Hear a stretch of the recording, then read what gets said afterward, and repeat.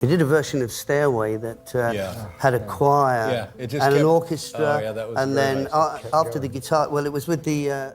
In the shadowy corners of rock and roll, history lurked a guitar god with standards as high as his amplifier stacks.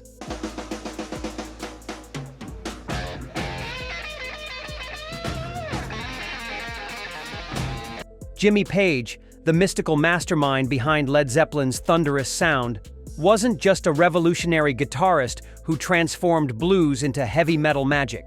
He was also a man who harbored some serious grudges against his musical peers. Learning a lot. I was fascinated by, as much as playing guitars, how things were recorded, and I learned a lot. Welcome to another episode of Rock Rivalries Uncovered, where today we're exploring the dark side of Jimmy Page and the 6 guitarists who reportedly earned his legendary contempt. The London-born architect of classics like Whole Lotta Love and Black Dog was known for his perfectionist nature, a nature that apparently clashed with quite a few famous fretboard warriors. There are guitarists who play, and there are guitarists who understand, Page allegedly told a music journalist in 1975. Most fall into the first category, unfortunately. And for Page, several big names apparently fell way short of his impossible standards.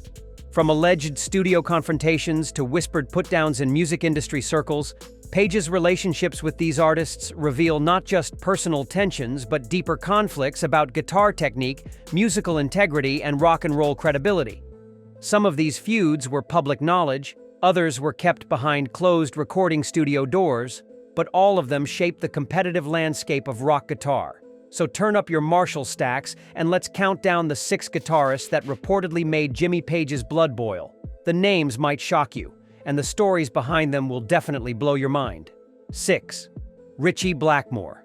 Coming in at number 6 on our countdown is a name that might surprise you, Ritchie Blackmore. Yes, the theatrical Deep Purple and Rainbow guitarist with the medieval obsession reportedly earned Jimmy Page's bitter resentment despite, or perhaps because of, their shared role in creating hard rock.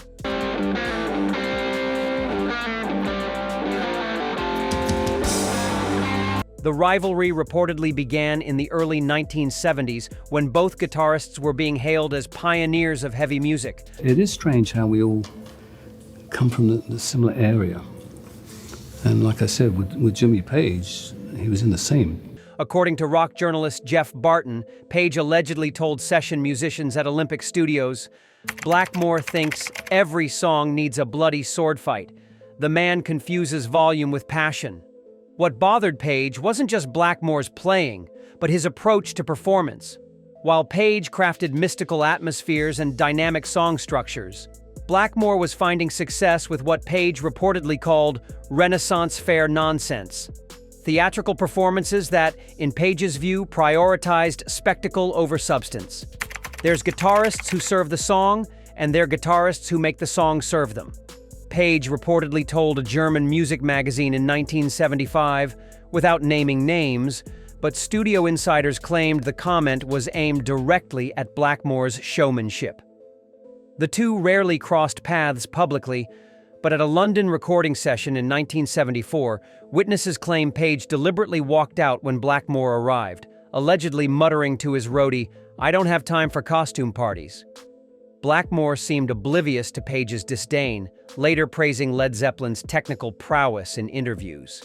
We played with a band called Neil Christian and Crusaders, who I played with later, and Jimmy Page was playing his Gretsch guitar. Whether Blackmore knew it or not, he represented everything Page fought against in serious rock music: theater over authenticity, flash over feeling, performance over pure musical expression. Number 5. Eddie Van Halen. Landing at number 5 is a rivalry that shook the guitar world to its core: Eddie Van Halen. The Dutch-American virtuoso who revolutionized rock guitar with his finger-tapping technique reportedly became one of Jimmy Page's most bitter professional enemies during the late 1970s guitar revolution.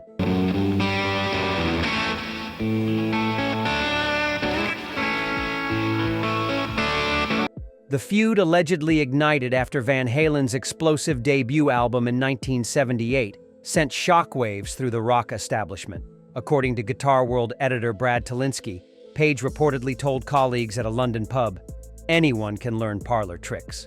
Real guitar playing comes from the heart, not from showing off like a circus performer. The dismissive comment allegedly reached Eddie's ears within weeks.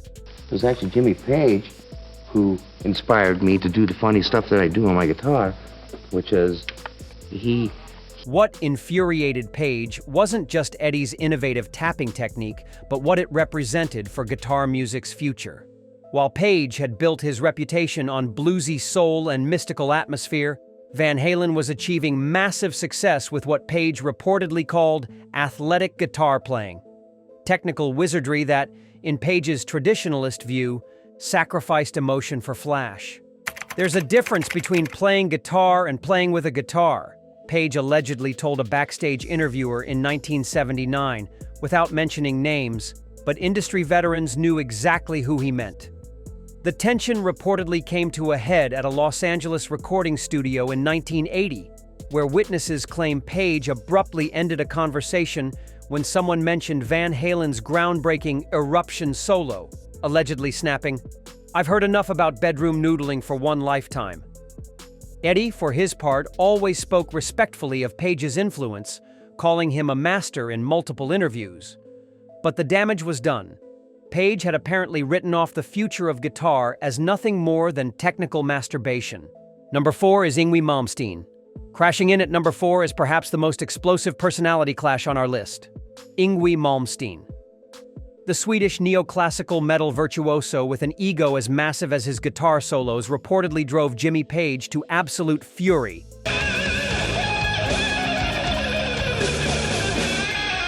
With his Baroque-influenced shredding and outrageous public statements. I love Jimmy Page, but Hendrix is a little dear to my heart, you know. The animosity allegedly began in the mid-1980s when Malmsteen burst onto the scene claiming to be the greatest guitarist who ever lived. According to Metal Hammer journalist Malcolm Dome, Page reportedly told friends at a charity event, "This Swedish peacock thinks Bach wrote power chords. The man has confused technique with music itself." The scathing assessment allegedly circulated through European music circles like wildfire. What pushed Page over the edge wasn't just Yngwie's technical prowess, but his complete dismissal of blues-based rock tradition. While Page had spent years perfecting the art of dynamic songwriting, Malmsteen was achieving cult status with what Page reportedly called classical music rape, elaborate compositions that, in Page's view, turned guitar into a masturbatory academic exercise. Some people think more notes equals more music. Page allegedly told a Swedish journalist in 1987, clearly referencing Malmsteen's approach. They're usually the same people who think louder equals better. The situation reportedly exploded at a guitar expo in 1988, where industry insiders claim Page walked out during Malmsteen's performance, allegedly telling security, "I don't need to watch someone practice scales for 20 minutes." Malmsteen, true to form, later dismissed Page's entire catalog as primitive blues noodling. The Swedish maestro had apparently struck the one nerve that could turn rock's most mystical figure into its most vengeful critic. Number 3. Keith Richards. Sliding into number 3 is a feud that split British rock royalty down the middle. Keith Richards.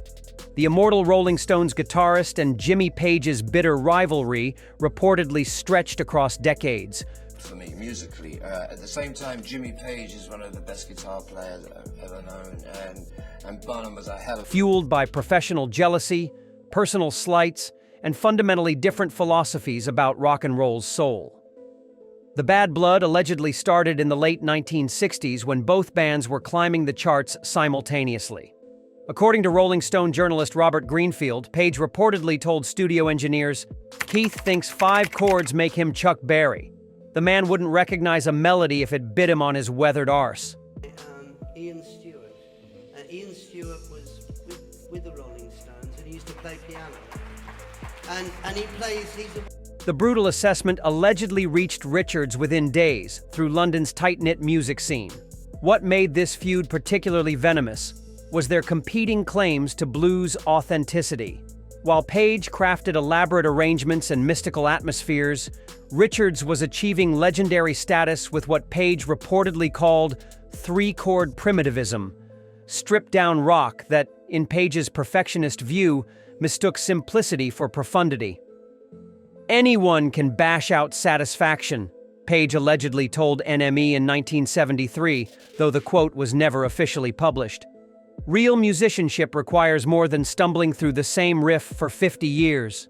The animosity reportedly reached nuclear levels during a 1975 backstage encounter at Madison Square Garden, where witnesses claim Richards deliberately ignored Page's extended hand, allegedly muttering, "I don't shake hands with thieves," a reference to Led Zeppelin's alleged appropriation of blues standards.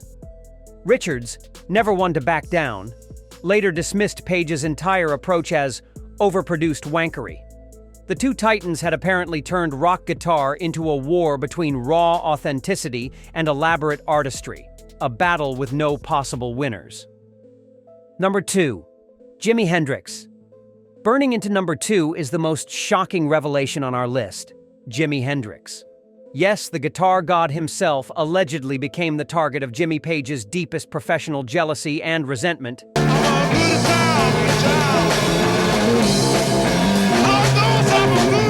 Despite Hendrix's tragic death in 1970, cutting short what could have been rock's greatest rivalry. The tension reportedly began in 1967, when Hendrix exploded onto the London scene, immediately overshadowing Page's session work and early Yardbirds' success. According to rock historian Charles Shaar Murray, Page allegedly told close friends, "This American comes over here and suddenly everyone forgets who was playing guitar before he arrived. He's all flash and feedback. Where's the musicianship?" The bitter comment allegedly revealed Page's growing insecurity about his own place in rock history. What truly ate at Page was Hendrix's instant acclaim and innovative approach.